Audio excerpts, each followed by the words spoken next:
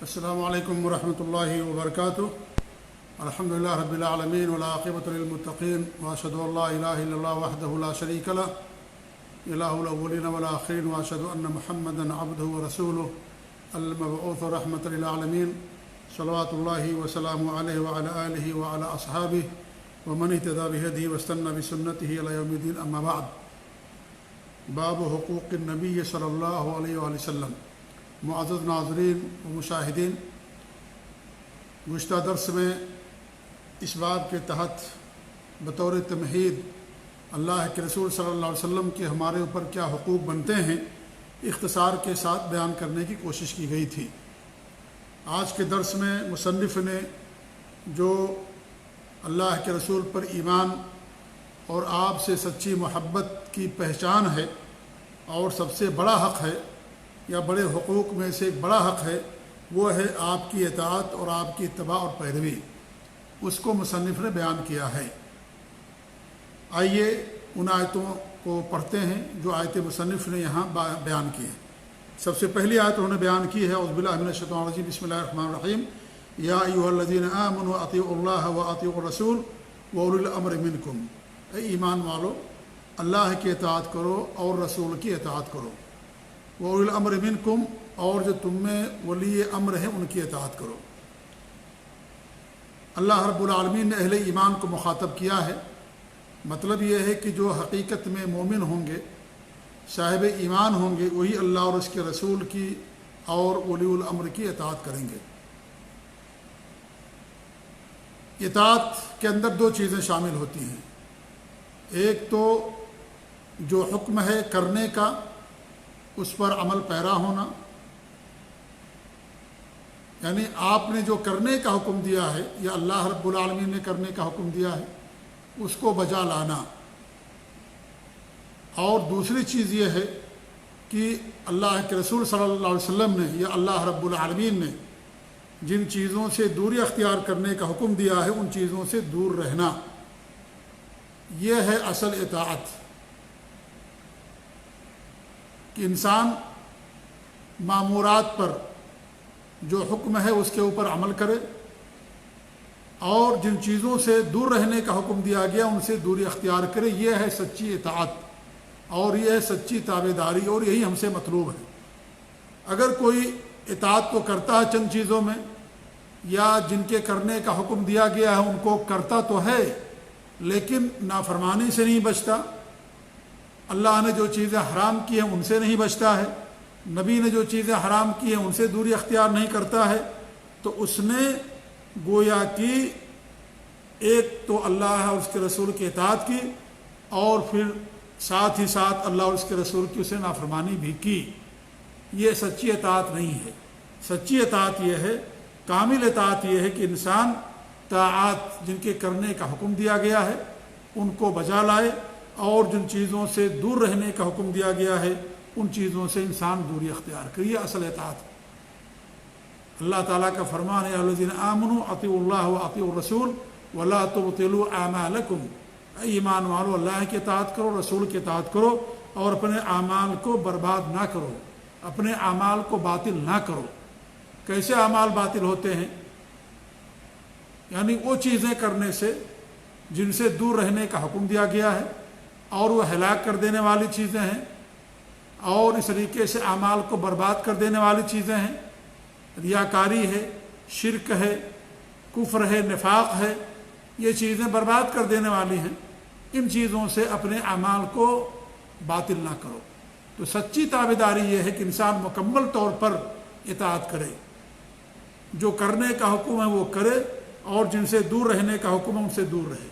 اللہ تعالیٰ کے ارشاد فاستقم کما امرت، جس طریقے سے آپ کو حکم دیا گیا اس طریقے سے استقامت اختیار کیجیے، حکم کے مطابق استقامت اختیار کیجیے۔ ومن تاب معک، اور جو آپ کے ساتھ توبہ کرنے والے ہیں، یعنی کفر و شرک سے توبہ کر کے ایمان لانے والے یا اللہ تعالیٰ کی طرف رجوع کرنے والے، انابت کرنے والے، سب کے لیے یہ حکم ہے فاستقم کما امرت، جیسا حکم ہے اس طریقے سے استقامت اختیار کیجیے۔ اور حکم دو چیزوں کا ہوتا ہے، ایک تو کرنے کا اور ایک نہ کرنے کا، لہذا دونوں سے انسان کو دونوں حکم پر عمل کرنا ہے۔ اگر ایک حکم پر عمل کرتا ہے اور دوسرے کو چھوڑ دیتا ہے تو اس کے ہاں گویا کی سچی تابعداری نہیں ہے۔ ولا تطغوا، اور تم تجاوز نہ کرو، حد سے تجاوز نہ کرو، انہ بما تعملون بصیر، اللہ رب العالمین تمہارے اعمال سے باخبر اور آگاہ۔ تجاوز نہ کرو، حد سے، لمٹ میں رہو، حد کے اندر رہو، کیونکہ حد سے تجاوز کر جانا یہ بربادی کا سبب ہے، اسے غلو کہا جاتا ہے، اور غلو یہ بربادی اور ہلاکت کا سبب رہا ہے۔ تو اطاعت کا مطلب یہ ہے کہ اللہ اور اس کے رسول نے جن چیزوں کا کرنے کا حکم دیا ہے اسے کیا جائے۔ نمبر 2، جن چیزوں سے دوری اختیار کرنے کا حکم دیا ہے اس سے دوری اختیار کیا جائے۔ ثوبان رضی اللہ تعالیٰ عنہ فرماتے ہیں کہ اللہ کے رسول صلی اللہ علیہ وسلم فرمایا لَأَعْلَمَنَّ أَقْوَامًا، میں ایسی قوموں کو یا لوگوں کو جانتا ہوں، من امتی، ہماری امت کے، یاتون یوم القیامہ بِأَعْمَالٍ، وہ قیامت کے دن ایسے اعمال لے کر کے آئیں گے، امثال جبل تہامہ بیضاء، جیسے تہامہ کے پہاڑ ہیں اس طریقے کے اعمال، سفید، یعنی اعمال، نیک اعمال لے کر کے آئیں گے۔ فَيَجْعَلَهُ اللَّهُ هَبَاءً مَنْثُورًا، اللہ تعالیٰ ان سارے اعمال کو اڑا دے گا، ذرات کی شکل میں ان سارے اعمال کو اڑا دے گا۔ فقال ثوبان، تو ثوبان نے کہا اللہ کے رسول صلی اللہ علیہ وسلم صفہم لنا جلہم لنا، اے اللہ کے رسول صلی اللہ علیہ وسلم آپ ان کی صفت بیان کیجئے، ان کے اوصاف بیان کیجئے، اور کھول کھول کر کے آپ ان کو بتا دیجئے، واضح طور پر، صراحت کے ساتھ واضح طور پر، کہ وہ کون لوگ ہیں جن کے پاس تہامہ جیسے پہاڑ کے برابر نے اعمال ہوں گے، لیکن اللہ تعالیٰ ان نیک اعمال کو قبول نہیں کرے گا، اللہ تعالیٰ ان کو کیا کرے گا، ان کو ذرات کی شکل میں اڑا دے گا۔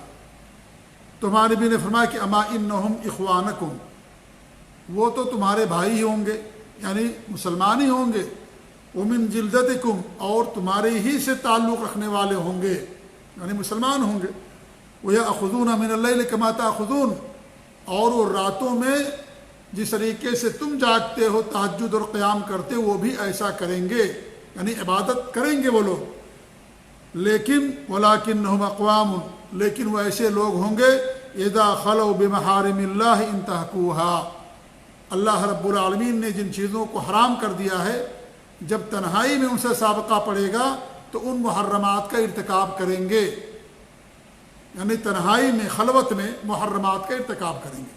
اس سے معلوم ہوا کہ محرمات سے بچنا بھی ضروری ہے۔ وہ تہجد گزار بھی ہوں گے، نیک لوگ ہوں گے، اور پہاڑ جیسے ان کے پاس اعمال بھی ہوں گے، لیکن محرمات سے دوری اختیار نہیں کریں گے۔ تو اللہ رب العالمین نے اس لیے حرام کیا ہے کہ ان سے دوری اختیار کیا جائے، جیسے اللہ رب العالمین یا اس کے نبی نے جو کرنے کا حکم دیا اس لیے کہ اسے کیا جائے، اور جو حرام چیزیں ان سے دوری اختیار کیا جائے، یہ اس کا مطلب ہے۔ ورنہ حرام کر دینے سے فائدہ کیا ہوا اگر انسان ان سے دوری اختیار نہ کرے، ان کو کرے اور ان سے ان چیزوں سے دوری اختیار نہ کرے، تو حرام کرنے کا کیا فائدہ ہوا؟ ابن ماجہ کی حدیث ہے اور صحیح روایت ہے، اس سے معلوم ہوا کہ حرام چیزوں سے بچنا ضروری ہے۔ اسی لیے اللہ رب العالمین نے جہاں اپنی عبادت کرنے کا حکم دیا، وہیں شرک سے دوری اختیار کرنے کا بھی حکم دیا، وَاعْبُدُوا اللَّهَ وَلَا تُشْرِكُوا بِهِ شَيْئًا، اللہ کی عبادت کرو اور شرک بھی نہ کرو، حرام سے بھی بچو اور اللہ رب العالمین کی اطاعت مکمل طور پر کرو۔ اور یہ بات ہمارے نبی نے معاذ بن جبل سے فرمائی تھی، ان سے پوچھا کیا تمہیں معلوم ہے کہ اللہ تعالیٰ کا حق بندوں پر کیا ہے اور بندوں کا اللہ پر حق کیا ہے؟ تو انہوں نے کہا کہ اللہ اور اس کے رسول زیادہ بہتر جانتے ہیں۔ تو ہمارے نبی صلی اللہ علیہ وسلم نے فرمایا اللہ رب العالمین کا حق بندوں پر یہ ہے کہ وہ صرف خالص اللہ کی عبادت کریں اور کچھ بھی شرک نہ کریں۔ صرف عبادت پر موقوف نہیں کیا ہمارے نبی نے، یہ بھی کہا کہ عبادت کریں صرف اللہ کی، ایک بات ہو گئی، یہ اطاعت ہو گئی، لیکن دوسری جو چیز ہے حرام سے دوری اختیار کرنا، اسے بھی اللہ رب العالمین نے فرمایا، ہمارے نبی نے فرمایا کہ اللہ تعالیٰ کے ساتھ کچھ بھی شرک نہ کریں۔ یعنی عبادت اسی وقت فائدہ مند ہوگی جب انسان شرک سے دور رہے گا۔ اگر انسان عبادت بھی کرتا اللہ تعالیٰ کی، روزے نماز بھی پڑھتا اور شرک بھی کرتا ہے، تو ان عبادتوں کا کوئی فائدہ نہیں۔ پھر ہمارے نبی نے فرمایا بندوں کا اللہ پر یہ حق یہ ہے کہ جو بندے اللہ تعالیٰ کی خالص عبادت کریں اور اس کے ساتھ کچھ بھی شرک نہ کریں، ایسے بندوں کو اللہ تعالیٰ جنت کے داخل کرے۔ لہذا جنت میں جانے کے لیے عبادت اور شرک سے دوری یہ دونوں ضروری ہے۔ اگر انسان شرک سے دور نہیں رہتا ہے تو ایسے انسان کو جنت میں داخلہ نہیں ملے گا۔ یہ صحیح بخاری کی روایت ہے جو میں نے آپ کے سامنے پیش کی۔ تو یہ ہے رسول کی اطاعت، اور یہ اللہ کے رسول صلی اللہ علیہ وسلم کا سب سے بڑا حق ہے۔ قرآن کی بہت ساری آیتیں ہیں جن میں اللہ رب العالمین نے اپنے نبی کی اطاعت کرنے کا حکم دیا ہے، بہت ساری آیتیں جس میں فرمایا گیا واضح طور پر کہ رسول کی اطاعت کرو۔ اللہ تعالیٰ کا ارشاد قل اطیعوا اللہ والرسول، آپ فرما دیجئے کہ اللہ کی اطاعت کیجئے، رسول کی اطاعت کیجئے۔ فإن تولوا، اگر تم اعراض کرو گے، فإن اللہ لا يحب الکافرین، اللہ رب العالمین کافروں سے محبت نہیں کرتا۔ اللہ کے رسول کی اطاعت سے اعراض کرنا یہ کفر ہے، ایسے لوگوں سے اللہ تعالیٰ محبت نہیں کرتا۔ اس طریقے سے ہمارے نبی کی حدیث ہے، ہمارے نبی نے فرمایا کہ کل امتی یدخل الجنہ، میری امت کا ہر شخص جنت کے اندر داخل ہوگا الا من ابا، مگر جس نے انکار کر دیا۔ قیل ومن یابا یا رسول اللہ، لوگوں نے کہا کہ کون انکار کر سکتا ہے؟ تو ہمارے نبی نے فرمایا کہ من اطاعنی دخل الجنہ، جس نے میری اطاعت کی وہ جنت میں داخل ہوگا۔ ومن عصانی فقد ابا، اور جس نے میرا انکار کر دیا اور جس نے میری نافرمانی کی وہ کیا ہوگا؟ وہ جہنم کے، وہ انکار کر دیا۔ ومن عصانی فقد ابا، لہذا انکار کر دینے والے، نبی کی معصیت کرنے والے، اطاعت نہ کرنے والوں کا ٹھکانہ جہنم ہوگا۔ اور ایک بہت مشہور حدیث ہے صحیح بخاری کی، جس میں آپ صلی اللہ علیہ وسلم فرماتے ہیں کہ فرشتے ہمارے نبی کے پاس آئے اور فرشتوں نے کہا کہ ان کی ایک مثال ہے، تو فرشتوں نے کہا کہ مثال بیان کیجئے۔ تو فرشتوں نے مثال بیان کی کہ ان کی مثال ایسی ہے کہ جیسے رجل بنا دارن، کہ کسی آدمی نے گھر بنایا، اس کے بعد وجعل فیہا مأدبا، اور اس گھر کے اندر اس نے دسترخوان رکھا، دعوت رکھی، وبعث داعیا، اور اس نے داعی بھیجا اس نے کھانے کی طرف بلانے کے لیے، دسترخوان کی طرف لوگوں کو بلانے کے لیے، اطلاع دینے کے لیے ایک داعی بھیجا کہ جاؤ لوگوں کو اعلان کر دو، بتا دو کہ فلاں جگہ دسترخوان ہے اور وہاں پر آپ لوگوں کی دعوت ہے۔ داعی بھیجا تو فمن اجاب الداعیہ، جس نے داعی کی بات مان لی، قبول کر لیا، دخل الدار، وہ گھر کے اندر داخل ہوا، وأکل من المأدبہ، اور اس نے کھایا بھی دسترخوان میں سے، کھانا بھی کھایا اور گھر کے اندر بھی داخل ہو گیا۔ ومن لم یجب الداعی، اور جس نے داعی کی بات نہ مانی، لم يدخل الدار، وہ گھر میں بھی داخل نہیں ہوا، ولم یأکل من المأدبہ، اور دسترخوان میں سے اس نے کچھ بھی نہیں کھایا۔ تو فرشتوں نے کہا کہ اس کو واضح کر کے بتا دیجئے کہ کیا اس کا کیا مطلب ہے۔ تو پھر انہوں نے واضح کر کے بتایا، کیا بتایا کہ الدار الجنہ، دار کیا ہے؟ جنت ہے، وہ گھر جنت۔ ہمارے نبی صلی اللہ علیہ وسلم جنت ہی کی طرف بلانے کے لیے آئے تھے، جہنم سے بچانے کے لیے اور جنت کی طرف بلانے کے لیے ہمارے نبی صلی اللہ علیہ وسلم اور سارے نبی آئے اسی کام کے لیے۔ تو وہ فرشتے فرماتے ہیں کہ الدار الجنہ، وہ دار جو ہے، گھر کیا ہے؟ جنت ہے۔ وہ داعی محمد صلی اللہ علیہ وسلم، اور جو داعی ہیں وہ محمد صلی اللہ علیہ وسلم ہیں۔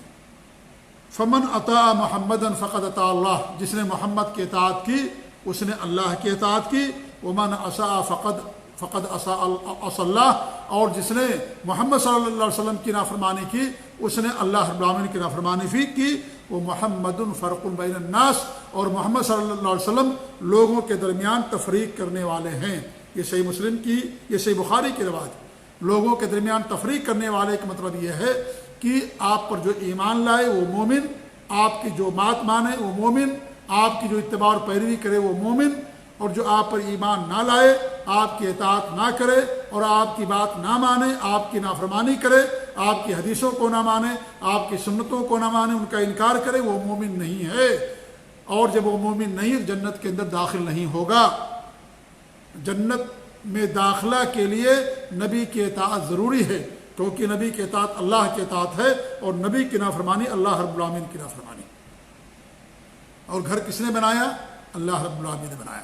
اللہ نے آپ کو بھیجا دنیا کے اندر، آپ اللہ کی طرف سے پیغمبر ہیں، آپ اللہ کے مبعوث کردہ نبی اور رسول ہیں، آپ اللہ کی طرف سے داعی ہیں، بلانے والے ہیں۔ لہذا اس حدیث کے اندر واضح دلیل موجود ہے ان لوگوں کے لیے جو آج حدیثوں کا انکار کر دیتے ہیں، حدیثوں کو نہیں مانتے، نبی کی سنتوں کا انکار کر دیتے ہیں، کہتے ہیں ہم نہیں مانیں گے حدیثوں کا۔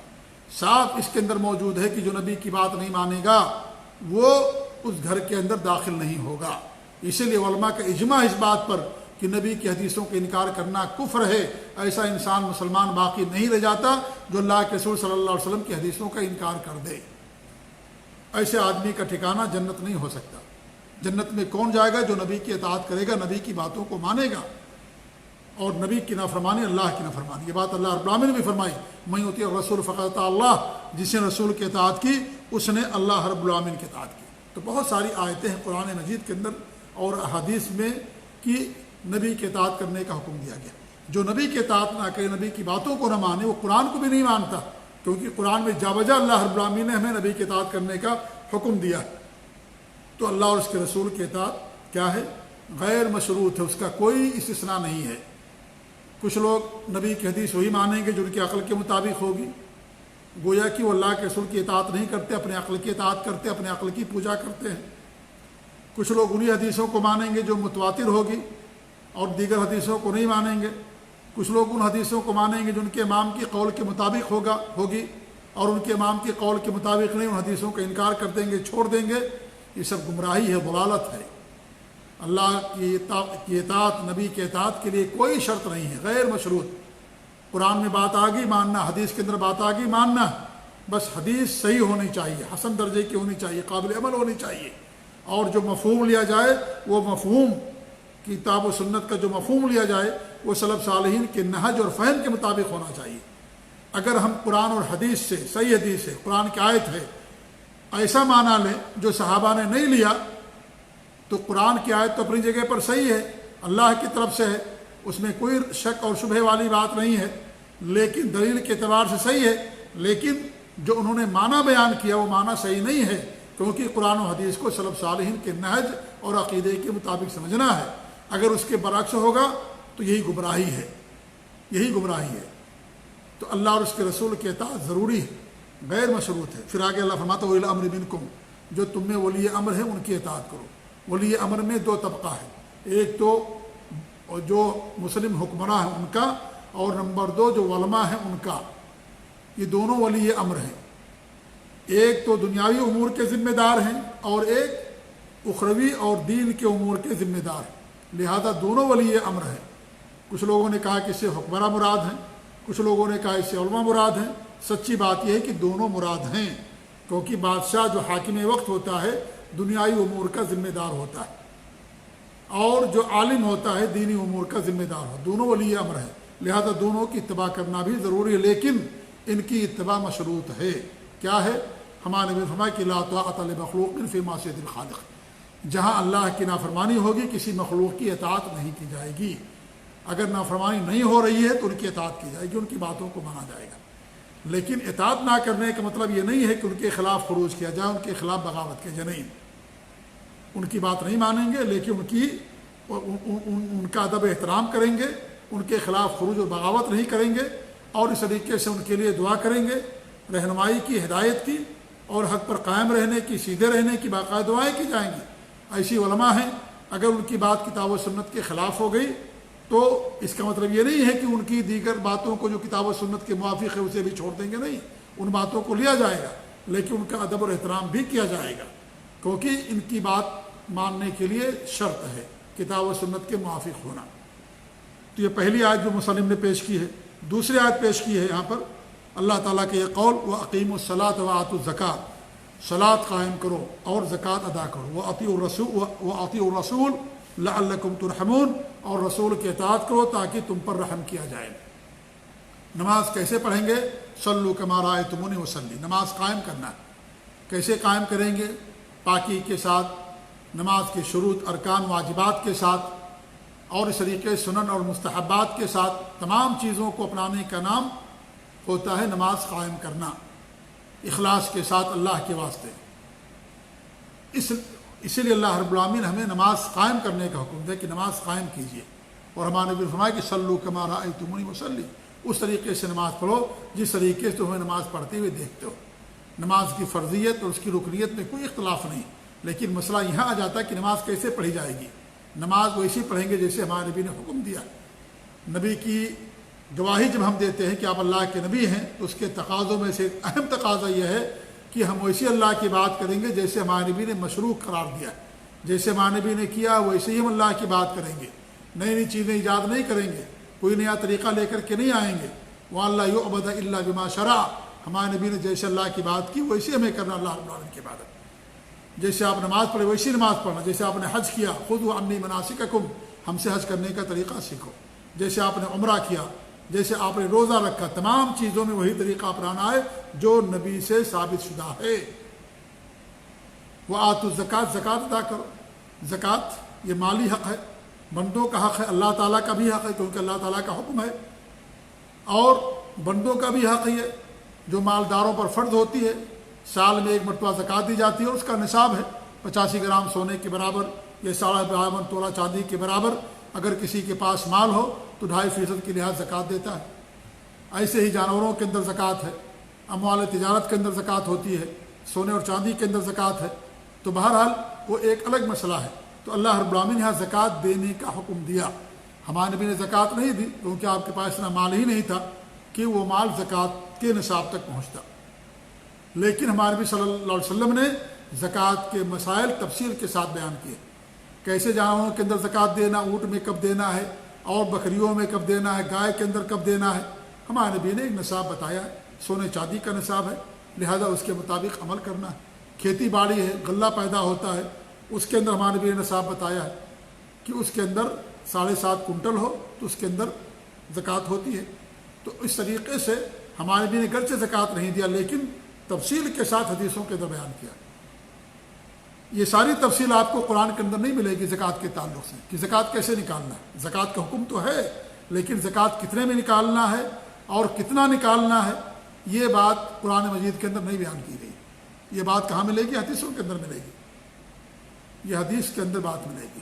ایسی نماز پڑھنے کا حکم تو موجود ہے، کتنی نمازیں ہیں لیکن کب کب پڑھنی ہے، کیا کیا پڑھنا ہے، کیسے نماز پڑھنی ہے، طریقہ آپ کو قرآن کے اندر نہیں ملے گا، طریقہ آپ کو ملے گا حدیثوں کے اندر۔ اسی لیے ہم محتاج ہیں حدیثوں کے۔ حدیثوں کے بغیر انسان نہ قرآن سمجھ سکتا ہے نہ دین کے اوپر عمل پیرا ہو سکتا ہے۔ لعلکم ترحمون، تاکہ تم پر رحم کیا جائے۔ اگر اللہ کی رحمت چاہیے دنیا کے اندر بھی اور آخرت کے اندر بھی تو رسول کی اطاعت کرنا ضروری ہے، فرض ہے رسول کی اطاعت، واجب ہے یہ۔ اگر کوئی رسول کی اطاعت سے انکار کرتا ہے وہ مسلمان ہی باقی نہیں رہتا ہے۔ تیسری آیت انہوں نے جو پیش کی ہے بڑی اہم ہے۔ اللہ تعالیٰ کا ارشاد ہے وما آتاکم الرسول فخذوہ، جو رسول تمہیں دیں لے لو، وما نہاکم عنہ فانتہوا، اور جس سے روکیں اس سے رک جاؤ۔ اسی لیے میں نے بتایا کہ اطاعت کے اندر دو چیزیں ہیں، ہمارے نبی نے جو حکم دیا ہے اس کو کرنا ہے، اور دین کے اندر جو نہ کرنے کا حکم ہے اسے دوری اختیار کرنا ہے۔ دونوں ضروری ہے انسان کے لیے۔ اگر دونوں کو انسان بجا لاتا ہے تب وہ حقیقی اور پکا اور سچا مومن ہوتا ہے۔ یہ قرآن کی آیت رد ہے واضح طور پر ان لوگوں کے لیے جو حدیثوں کا انکار کرتے ہیں۔ اللہ فرماتا ہے کہ وما آتاکم الرسول فخذوہ، رسول جو تمہیں دے لے لو۔ رسول نے ہمیں کیا دیا ہے؟ رسول نے ہمیں قرآن بھی دیا ہے اللہ کی طرف سے، اور حدیثیں بھی دی ہیں، حدیثیں بھی رسول نے دی، اور یہ حدیثیں بھی اللہ رب العالمین ہی کی طرف سے ہے۔ اس لیے جو بات حدیث کے اندر ہے وہ گویا کہ قرآن مقدس کے اندر بھی ہے، وہ قرآن کے اندر بھی ہے جو بات حدیث کے اندر ہے، اور جو بات قرآن کے اندر وہ بات حدیث کے اندر بھی ہے۔ صحیح بخاری کی ایک حدیث میں آپ پیش کروں آپ لوگوں کے سامنے کہ عبداللہ بن مسعود رضی اللہ تعالیٰ عنہ نے کہا کہ اللہ کی لعنت ہوتی ہے ان عورتوں پر جو گدنا گودتی ہیں اور جو گدواتی ہیں، اور جو نقلی بال یعنی وگ لگاتی ہیں اور جو لگواتی ہیں، اور اس طریقے جو دانتوں کے درمیان سوراخ کرتی ہیں خوبصورتی کے لیے، ان پر اللہ کی لعنت ہوتی ہے۔ اور اللہ رب العالمین کی جو خلقت ہے عام، اس خلقت کو جو بدل دیتے ہیں، تغیر کرتے ہیں، ان پر بھی اللہ رب العالمین کی لعنت ہوتی ہے۔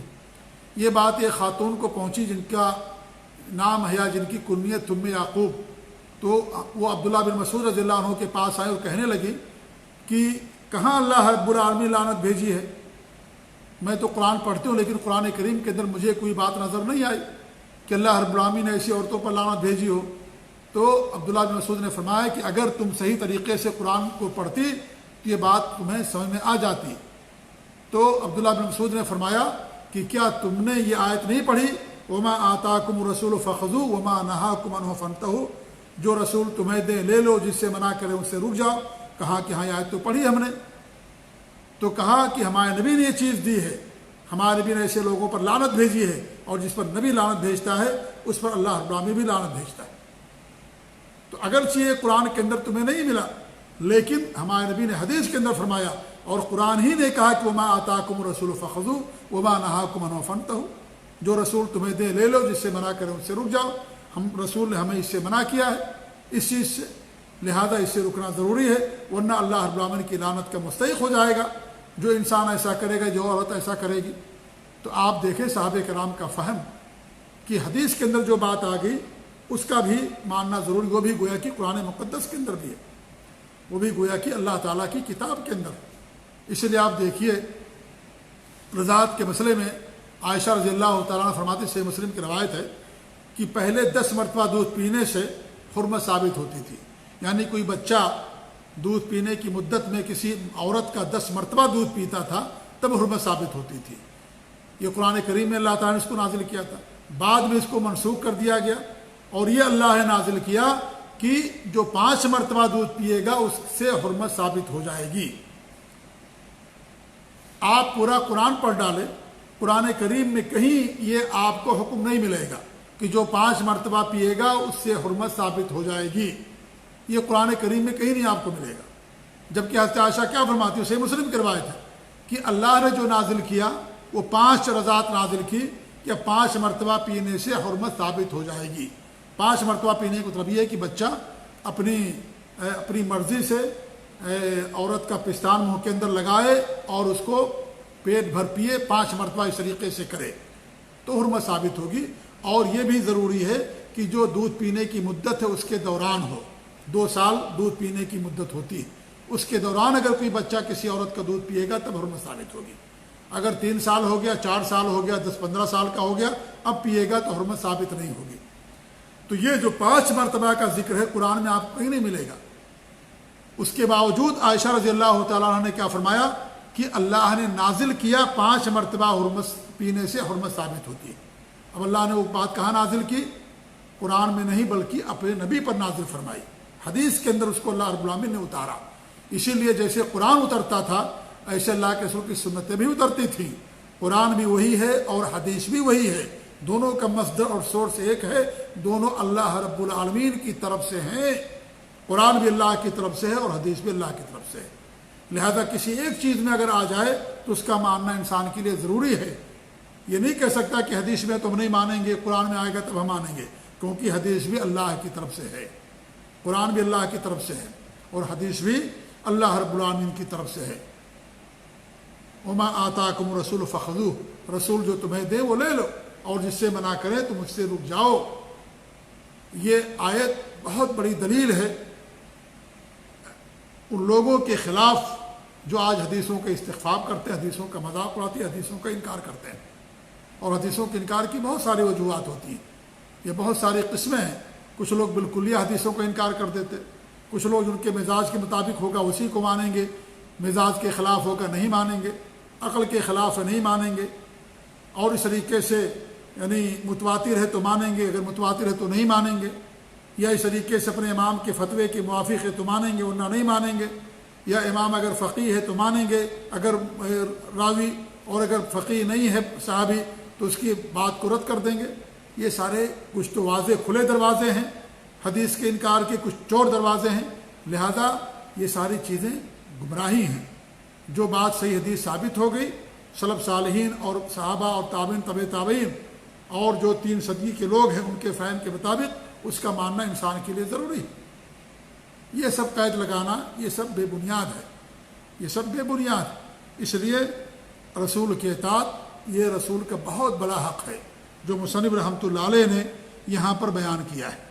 لہذا حدیث کا انکار کرنا یہ قرآن کا بھی انکار ہے، قرآن کی آیتوں کا انکار ہے، اور اس طریقے سے یہ کفر ہے۔ اس لیے علماء نے بیان کیا، اس پر اجماع نقل کیا علماء نے، امام شافعی رحمۃ اللہ علیہ کی طرف سے، امام سیوطی نے، اور اس طریقے سے اور علماء کی طرف سے محدثین نے، علماء نے اپنی کتابوں کے اندر بیان کیا کہ جو حدیث کا بالکل یہ انکار کر دے وہ مسلمان باقی نہیں رہ جاتا۔ جی ہاں، تو اس سے معلوم ہوا کہ حدیث بھی کتاب اللہ ہی میں سے ہے، وہ بھی اللہ کی طرف سے نازل کردہ چیز ہے۔ فرق صرف یہ کہ حدیث کے الفاظ ہمارے نبی صلی اللہ علیہ وسلم کی طرف سے ہیں اور قرآن کے الفاظ اور معنی سب کچھ اللہ رب العالمین کی طرف سے ہے۔ جی ہاں، ورنہ حجت کے اعتبار سے، عمل کے اعتبار سے دونوں کے اندر کوئی فرق نہیں ہے، دونوں کے اللہ رب العالمین نے حفاظت کی ہے، قرآن کی بھی اور حدیث کی بھی۔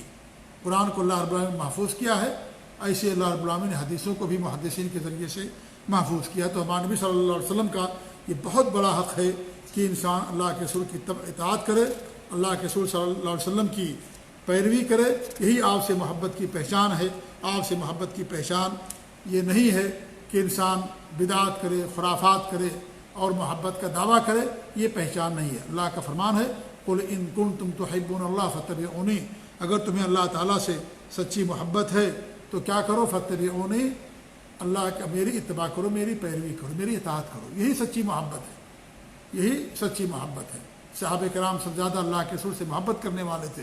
وہ بدعات و خرافات سے دور رہتے تھے اور وہی کرتے تھے جو نبی اکرم صلی اللہ علیہ وسلم سے چیز ثابت ہوا کرتی تھی. لہذا یہی سچی محبت کی اور آپ کے پر ایمان لانے کی پہچان ہے کہ نبی کی اطاعت کی جائے اور نبی کی پیروی کی جائے.